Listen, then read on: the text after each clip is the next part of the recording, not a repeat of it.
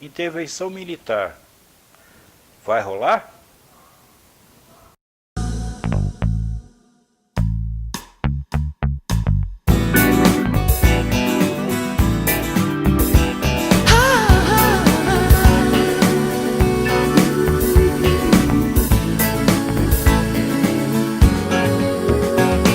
Vencermos juntos! O pessoal, muitos amigos têm perguntado a minha opinião a respeito da intervenção militar. Bom, minha opinião na verdade tem muito pouca relevância, mas eu tenho o direito de ter opinião.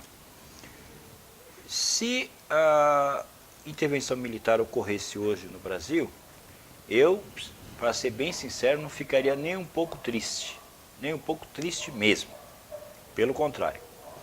Aliás, segundo pesquisa do Instituto Paraná, 67 é um número muito alto, né? 67,6% da população brasileira são favoráveis à intervenção militar, ou seja, de cada 3 brasileiros, 2 são favoráveis à intervenção dos militares. Bom, como eu disse, eu não ficaria nem um pouco triste caso essa intervenção militar acontecesse no Brasil, tá? E esses números da Paraná Pesquisas, elas não, de certa maneira não me espantam muito, porque, querendo ou não, em vista de toda essa corrupção que nós estamos vendo aí, toda essa bandalheira, se há uma instituição que conta com credibilidade no Brasil, é a instituição a instituição do Exército, a instituição da Aeronáutica e da Marinha. As Forças Armadas contam com prestígio, contam com moral. Mesmo com todos esses anos aí de uma política de tentar, né, denegrir a imagem, principalmente na época do período militar, em que colocou-se praticamente os militares, o exército brasileiro principalmente, como se fossem bandidos, né? E o que é, logicamente, um exagero. Houve atitudes questionáveis, sim. Houve erros, sim. Mas, se nós olharmos para o grosso do negócio, para o total, a intervenção militar no Brasil, ela foi até, vamos dizer assim, muito bem sucedida dentro daquilo que ela se propõe. A intervenção militar no Brasil, ela não é novidade. E quando a gente fala de 64, foi a última grande intervenção militar. Mas a história do Brasil, a história do país, ela é recheada de intervenções militares. Então, por exemplo, quando em 7 de setembro de 1822, Dom Pedro I declarou independência ou morte, muitas pessoas imaginam, né, que assim, declarou independência ou morte, pronto, o Brasil ficou independente. Não foi bem assim, não. Pelo contrário, a declaração de independência foi o primeiro passo para que o Brasil alcançasse essa independência, que só se concretizou em termos oficiais em 1825, com o Tratado do Rio de Janeiro. Então houve guerra, houve luta. A independência não veio assim, de graça, como algumas pessoas possam imaginar. E aí, já em 1822, começa a se criar um exército brasileiro, um exército realmente brasileiro, já que muitas das tropas que estavam aqui não eram tropas brasileiras, eram tropas que estavam aqui a serviço de Portugal. Então houve muita luta e a formação do exército brasileiro já surge nesse contexto bem conturbado. E não para por aí.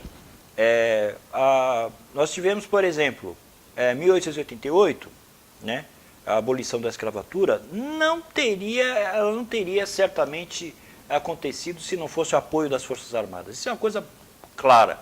Então, é possível que, se não fossem as Forças Armadas, a gente ia ter escravidão no Brasil por muito mais tempo, né? E, na sequência, a República. O que foi a República? A proclamação da República não foi outra coisa que uma intervenção militar, né?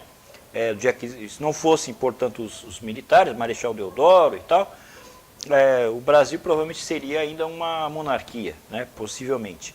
Não que isso, no meu ponto de vista, seja uma coisa necessariamente ruim, né? Eu acho que os dois imperadores que nós tivemos, Dom Pedro I e Dom Pedro II, com os erros que eles cometeram, cometeram erros e acertos, mas no geral conseguiram passar a República um país íntegro, né? Um país não desmembrado, ou seja, o Brasil, que surgiu em 1822 com Dom Pedro I, foi o país que seguiu até 1878, né? E basicamente é o país que nós temos aí até hoje, né? Então, depois veio 1930, né? Que foi outra intervenção militar, já com Getúlio Vargas, né? Getúlio Donelis Vargas, com o Góes Monteiro, Coronel Góes Monteiro, e houve aquela mudança de paradigma, foi tomado o poder, e aí o Getúlio, alternando momentos de legitimidade e de momentos ditatoriais, ficou no poder durante aproximadamente 15 anos, de 30 até 45, não é? E aí nós temos na história do país vários nomes, que são nomes que marcaram a história do país, né? Militares em geral, Almirante Tamandaré, Duque de Caxias, o próprio Mascarenhas de Moraes, que foi o comandante-chefe da Força Expedicionária Brasileira lá na Segunda Guerra Mundial, lá na Itália, os presidentes Médici, Castelo Branco, Costa e Silva e tal. Outro exemplo interessante, Marechal Lott, que foi candidato derrotado em 60 à presidência da República. Talvez, se tivesse sido ele eleito, ao invés do Jânio Quadros, nós não tivéssemos passado por toda aquela situação de golpe militar, ditadura e tudo mais. Então, a presença dos militares na história do país é uma presença extremamente relevante. E se nós fizermos o apanhado geral do que as Forças Armadas brasileiras elas fizeram, nós vamos ver que nós temos muito mais pontos positivos do que pontos negativos. É claro que depois de 64, depois que houve a chamada redemocratização do Brasil, houve todo esse trabalho de se tentar denegrir, né, a imagem do Exército Brasileiro, das Forças Armadas Brasileiras, mas o fato é que hoje, se há uma instituição ou instituições que contam, que gozam com credibilidade junto ao povo brasileiro, são os militares, né? Isso não há dúvida.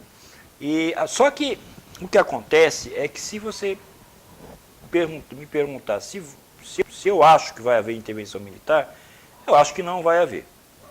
Tá? A situação que nós temos hoje no Brasil é muito diferente do que nós tivemos nos anos 30, nos anos em 64, muito diferente. E aí a questão toda é a seguinte: puxa, se os militares tomarem o poder, o que vai acontecer? Rapidamente eles vão conseguir resolver toda essa baderna que está aí. Isso aí eu não tenho dúvida.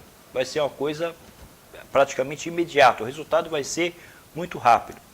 Só que nós vamos estar voltando no mesmo erro.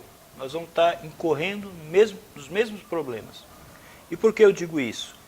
Porque é assim.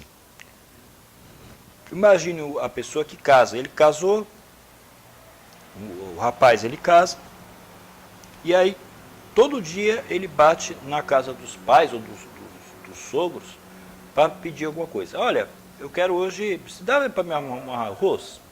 Ó, dá para me arrumar açúcar? Olha, acabou meu gás, estou sem dinheiro, você poderia me emprestar dinheiro para o gás? Aí todo dia ele está lá. Né? Olha, eu não consegui pagar o aluguel, você podia pagar para mim, pai? Então esse fulano, todo dia ele está lá. Né? E todo dia está lá levando problema. Eu briguei com a mulher, como é que eu faço? Então esse fulano está na cara que ele não está preparado. Ele não está preparado, ele continua dependente. Ele diz que casou, mas ele continua dependente dos pais. É a mesma comparação que eu faço em relação ao povo brasileiro com as Forças Armadas.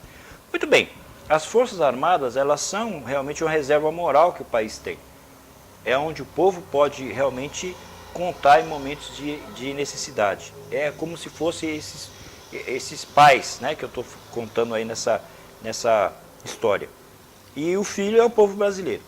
Aí, assim, toda vez que dá dor de barriga, a gente vai bater no quartel? Então a questão é esta: quando é que o povo brasileiro vai realmente começar a assumir as suas atitudes, a consequência das suas atitudes, e vai conseguir ela própria, a sociedade brasileira, o povo brasileiro, sair dessa situação. Porque se toda vez que der dor de barriga a gente bater no quartel, nós não vamos crescer nunca. Então eu entendo que é o momento de nós tomarmos as posições e nós resolvermos os nossos problemas de forma ordeira, democrática, através da participação popular. É isso que vai fazer o país realmente crescer, porque é muito cômodo, né? Foram os militares que colocaram o Lula no poder? Foram os militares que colocaram a Dilma no poder? Não. Não é? Então, o povo, nós, né, cometemos vários erros e vários enganos. Então, está na hora de nós termos maturidade como nação, como povo, como sociedade organizada, de consertar essas coisas. Esta é a minha opinião.